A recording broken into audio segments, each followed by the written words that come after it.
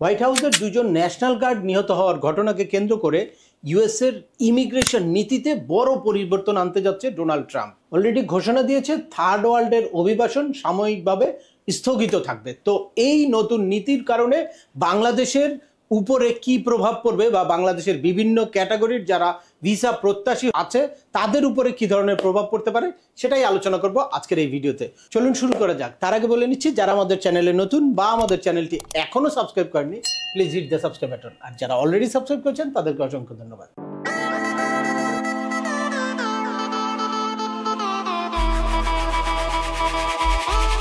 Welcome back. আপনাদের সাথে আছে আমি সিয়ামুল বাহার। আমাদের এই চ্যানেলে ইউএস এর ভিজিট, পড়াশোনা, ওয়ার্ক পারমিট এবং মাইগ্রেশন সংক্রান্ত বেশ কিছু আপডেটেড ইনফরমেশন আছে। আপনারা যারা যেই টপিকসে ইন্টারেস্টেড দয়া করে এই রিলেটেড সকল ভিডিওগুলো দেখবেন। এরপর ছোটখাটো প্রশ্ন থাকলে ভিডিওর নিচে কমেন্টস করবেন। আর তারপরেও একান্ত কোনো ব্যক্তিগত পরামর্শ বা আমাদের কোনো সার্ভিস নিতে চাইলে ডিসক্রিপশনে থাকা হোয়াটসঅ্যাপ নাম্বারে অ্যাপয়েন্টমেন্ট বুক করে সরাসরি যোগাযোগ করতে পারেন। অ্যাট দ্য সেম টাইম আমাদেরকে ইমেল করতে পারেন এবং আমাদের ইউটিউব ও ফেসবুক পেজগুলো ফলো করে সবসময় আমাদের সাথে যুক্ত থাকতে পারেন। এনিওয়ে চলে আসি আজকের মূল আলোচনায়। রিসেন্টলি আপনারা দেখেছেন যে হোয়াইট হাউসে দুইজন ন্যাশনাল গার্ড নিহত হওয়ার ঘটনাকে কেন্দ্র করে ইউএসের ইমিগ্রেশন নীতিতে বড় ধরনের পরিবর্তন আসতে যাচ্ছে। অলরেডি ট্রাম্প ঘোষণা দিয়েছে যে থার্ড ওয়ার্ল্ডের অভিবাসন সাময়িকভাবে স্থগিত থাকবে। তো এতে বাংলাদেশের অনেকেই শঙ্কার মধ্যে আছে, কারণ আপনারা জানেন যে বাংলাদেশ থেকে অনেক বড় একটা গ্রুপ বিভিন্ন ইমিগ্রেশন ক্যাটাগরিতে আছে। F1, F2A, F2B, F3 বা F4 ক্যাটাগরি বা IR1, CR1, IR2, IR5 এইসব ক্যাটাগরিতে আছে। এছাড়া visit visa huge application submit করা আছে। স্টুডেন্ট ভিসার জন্য আপনারা অনেকেই প্রস্তুতি নিচ্ছেন।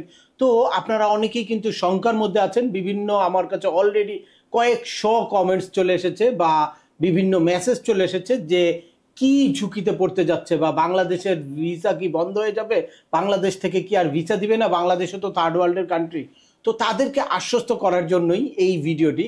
তো সেক্ষেত্রে আমি বলবো যে আপনাদের হতাশ হওয়ার কোনো কারণ নেই বা এরকম মনে করার কোনো কারণ নেই যে বাংলাদেশের ভিসা বন্ধ হয়ে যাবে। বাংলাদেশ থেকে যারা যেই পর্যায়ে আছেন, আবেদন যা করছেন, যেই স্টেজে আছেন সবগুলাই ইনশাল্লাহ চালু থাকবে।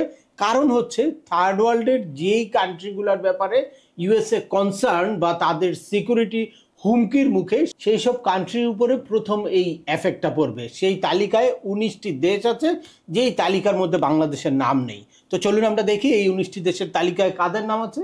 সেই তালিকায় আছে Afghanistan, Iran, Yemen, Sudan, Somalia, Myanmar, Cuba, Venezuela. এছাড়াও আছে Chad, Congo, Haiti, Libya, Sierra Leone, Laos, Togo, Turkmenistan ইত্যাদি। আসার খবর হচ্ছে এই তালিকায় বাংলাদেশের নাম নাই। আর এই মুহূর্তে আমরা আশা করছি যে বাংলাদেশ নিয়ে এই ধরনের কোনো চিন্তাভাবনার কোনো কারণ নাই, কারণ বাংলাদেশের সাথে এখন অন্যান্য যে কোনো সময়ের তুলনায় আমেরিকার সম্পর্ক অনেক ভালো। তবে আপনারা যারা ইলিগেল বা আনডকুমেন্টেড ইউএসএতে আছেন, বাংলাদেশি সিটিজেন, তাদের জন্য অবশ্যই উদ্বেগের একটা বিষয়। এই সিচুয়েশনে কোনো আনডকুমেন্ট বা ইলিগেল থাকলে তাদেরকে যে কোনো সময় ধরে কিন্তু ব্যাক করে দিতে পারে। স্পেশালি যারা বর্ডার ক্রস করে ইউএসএতে ঢুকেছে বিভিন্ন দেশ হয়ে, তাদের ব্যাপারে কিন্তু খুব সিরিয়াস সতর্ক অবস্থায় আছে ইউএসএর স্টেট ডিপার্টমেন্ট।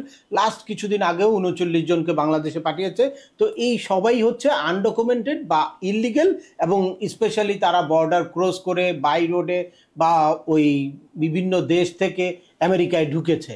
তো তাদের কোনো কেস অ্যাসাইলাম করলেও অনেক সময় ওই কেসটা খারিজ করে দিয়ে তাদেরকে কিন্তু দেশে পাঠিয়ে দেয়। সেজন্য আপনারা যারা ইলিগেল আছেন, আনডকুমেন্টেড আছেন, তারা খুব সতর্ক অবস্থায় থাকবেন। বা যারা অ্যাসাইলাম ফাইল করেছেন তারা সবসময় আপনাদের কেসের আপডেট রাখবেন, কেসটা কোন স্টেজে আছে বা কেসে আপনারা যে ধরনের ইনফরমেশন দিয়েছেন সেই অনুযায়ী আপনাদের অ্যাড্রেসটা ঠিক রাখবেন এবং আপনাদের ওই অনুযায়ী যে কোনো ডকুমেন্ট যে কোনো সময় চাইলে আপনারা যাতে প্রস্তুত করতে পারেন বা সাবমিট করতে পারেন সেটার জন্য প্রস্তুত থাকবেন। আর এছাড়া যারা লিগ্যাল ইমিগ্রেশন প্রসেসের মধ্যে আছেন তাদের হতাশ হওয়ার কোনো কারণ নাই, যে এইগুলা সব কিছুই সিস্টেমেটিক ওয়েতে চলবে এবং ভিজিট ভিসা, স্টুডেন্ট ভিসা বা মেডিকেল ভিসা এগুলোও পর্যায়ক্রমে বাংলাদেশ থেকে যেভাবে হওয়ার সেটা কিন্তু হতেই থাকবে। তবে আপনারা যারা ফ্যামিলি ইমিগ্রেশনের বিভিন্ন ক্যাটাগরিতে ওয়েট করছেন বা বিভিন্ন ইউএসএর সিটিজেন, গ্রিন কার্ড হোল্ডার আছেন, এলিজিবল হয়েছেন আপনাদের রিলেটিভদের জন্য অ্যাপ্লাই করার জন্য, তারা কিন্তু আপনাদের অ্যাপ্লিকেশনটা দ্রুত করে ফেলবেন।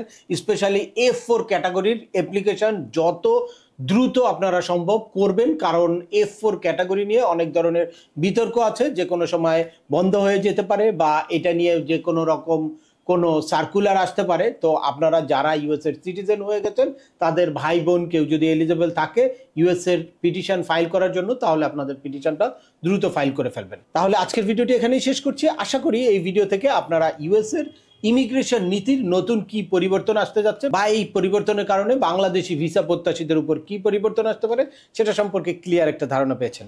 তারপরেও আপনাদের যদি এই সংক্রান্ত কোনো রকম কোনো প্রশ্ন থাকে অবশ্যই আমাকে কমেন্টস করে জানাবেন। আর ভিডিওটি ভালো লাগলে বা তথ্যবহুল মনে হলে লাইক দিয়ে আপনার বন্ধুদের মাঝে শেয়ার করে দেবেন, যাদের এই ইনফরমেশনগুলো অত্যন্ত প্রয়োজন। আবার দেখা হবে নতুন কোনো গুরুত্বপূর্ণ টপিকস নিয়ে।